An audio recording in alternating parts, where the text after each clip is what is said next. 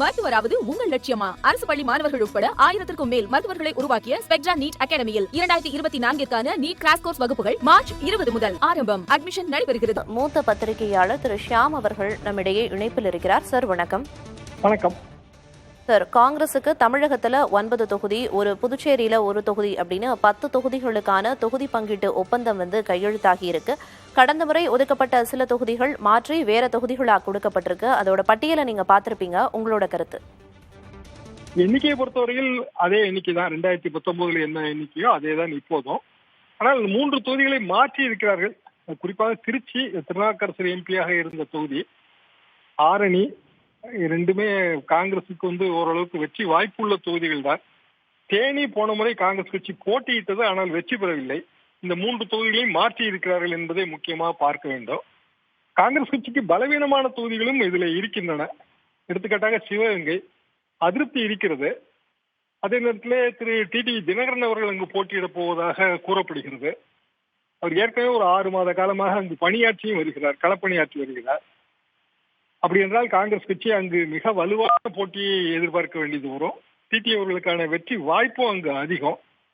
திருநெல்வேலியை பொறுத்தவரையில் பீட்டர் அல்போன்ஸ் அவர்கள் தான் வேட்பாளர் என்றால் திருநெல்வேலி ரொம்ப சேஃபாகத்தான் இருக்கும், கான்ஸ்டிடியூன்சி சேஃபாக இருக்கும். காரணம், அவருக்கான ஓட்டு வங்கி அங்கு இருக்கிறது. பிற தொகுதிகளை பொறுத்தவரையில் காங்கிரஸ் கட்சிக்கு ஏற்கனவே வெற்றி வாய்ப்புள்ள தொகுதிகள் தான். மயிலாடுதுறை, அது பாமகவின் ஓட்டு வங்கி அங்கு இருக்கிறது. ஒரு லட்சம் 1.5 லட்சம் ஓட்டு வங்கி இருக்கிறது. குறிப்பாக அதிமுக பாமக கூட்டணி ஏற்பட்டு விடும் என்கிற ஒரு சூழ்நிலையில் மயிலாடுதுறை தொகுதி மிகுந்த ஒரு கடினமான போட்டியாகத்தான் காங்கிரஸ் கட்சிக்கு இருக்கும். அதே போல கிருஷ்ணகிரி தொகுதியும் மிக கடினமான போட்டியாகத்தான் காங்கிரஸ் கட்சிக்கு இருக்கும். பிற தொகுதிகளில் காங்கிரஸ் கட்சிக்கான வெற்றி வாய்ப்பு அதிகம் என்பதுதான் என் கருத்து. இப்ப கடந்த முறையை விட இந்த பட்டியல்ல அதிகமா தென் மாவட்டங்களை காங்கிரஸ் கட்சிக்கு ஒதுக்கி இருக்காங்க. இதை எப்படி புரிஞ்சுக்கலாம் சார்? அவங்களோட மூவ் என்னவா இருக்கும் அப்படின்னு? ஏற்கனவே தென் மாவட்டங்களில் கொஞ்சம் காங்கிரஸ் ஓட்டு அதிகம் தான். எனவே அது இயல்பாக நாம் புரிந்து கொள்ளக்கூடியதுதான். உதாரணமாக கன்னியாகுமரியிலே பிஜேபி என்னதான் முயற்சி செய்தாலும் காங்கிரஸ், திமுக மற்றும் இடது கம்யூனிஸ்டர்கள் ஓட்டு, இடதுசாரிகள் ஓட்டு, இந்த 3 ஓட்டு வங்கியுமே அங்கு ரொம்ப டாமினன்ட். பிஜேபி ஒரு ஓட்டு வங்கி இந்த 3 ஓட்டு வங்கிகளை எதிர்கொள்ள வேண்டியது வரும். இப்படி தென் மாவட்டங்கள் எப்போதுமே கொஞ்சம் ப்ரோ காங்கிரஸ் தான். காங்கிரஸ் ஓட்டு வங்கி சின்ன சின்ன ஊர்களில் கூட இருக்கிறது. அதை நீங்கள் சுற்றுப்பயணம் போனாலே நாம் புரிந்து கொள்ளலாம். எனவே காங்கிரஸ் கட்சி தென் மாவட்டங்களை குறிவைத்து கேட்டிருப்பார்கள், திமுகவும் கொடுத்திருக்கும்.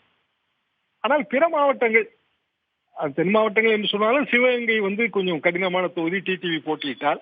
அதே போல கிருஷ்ணகிரி போன்ற மாவட்டங்கள் போன்ற தொகுதிகள், மயிலாடுதுறை போன்ற தொகுதி, இதெல்லாம் தான் இந்த மாற்றத்திலே எனக்கு கொஞ்சம் ஆச்சரியமாகவும் சந்தேகமாகவும் இருக்கிற விஷயம்.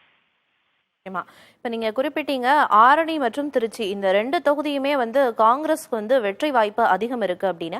ஆனா இந்த தேர்தலில் இந்த 2 தொகுதியும் ஒதுக்கீடு பண்ணல. இது ஒரு பின்னடைவா பார்க்க முடியுமா? ஒண்ணு. இன்னொன்னு என்னன்னா, ஒருவேளை காங்கிரஸ்க்கு ஒதுக்கல அப்படின்னா மாற்றா வேற வாக்கு வங்கி அங்க எப்படி இருக்கு? வேற எந்தெந்த கட்சிகளுக்கு வெற்றி வாய்ப்பு அதிகமா இந்த 2 தொகுதிகள்ல இருக்கிறதா பாக்குறீங்க? நீங்கள் குறிப்பிட்ட 2 தொகுதிகளிலும் காங்கிரஸ் போட்டியிடவில்லை என்பது ஒரு பின்னடைவு தான், அது மாற்றுக்கருத்தில்லை. சிவகங்கை, கிருஷ்ணகிரி போன்ற தொகுதிகளை நீங்கள் பட்டியலில் கொள்ள வேண்டும். அதாவது ஒரு 5 தொகுதிகளிலே போட்டி மிக கடுமையாக இருக்கும். வெற்றி வாய்ப்பு இல்லை என்று நாம் இப்படி கூறிவிட முடியாது. போட்டி மிக கடுமையாக இருக்கும். போட்டி அடிக்கிற மாற்று வேட்பாளர்களை பொறுத்து. எனவே அந்த வேட்பாளர்கள் பட்டியல் வரும்போதுதான் நாம் இதை புரிந்து கொள்ள முடியும்.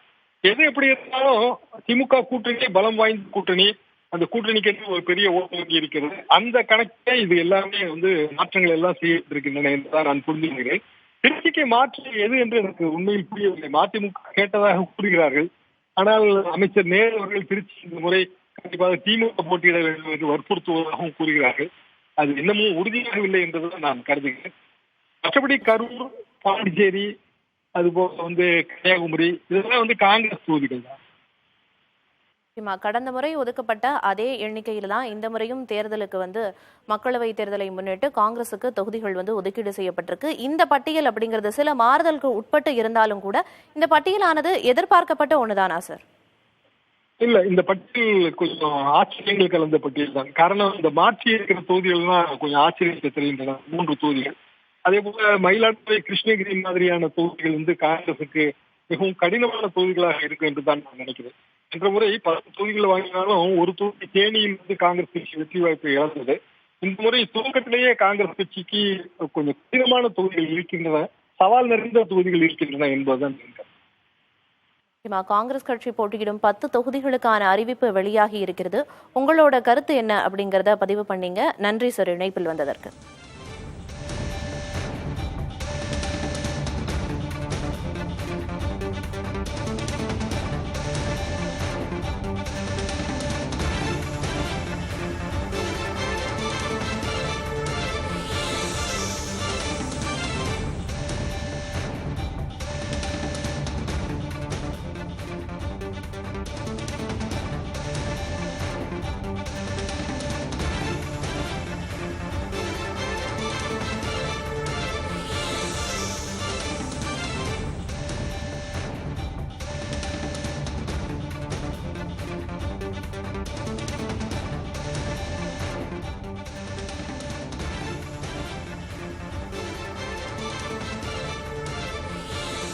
காங்கிரஸ் கட்சி போட்டியிடும் 10 தொகுதிகளுக்கான அறிவிப்பு வெளியாகி இருக்கிறது.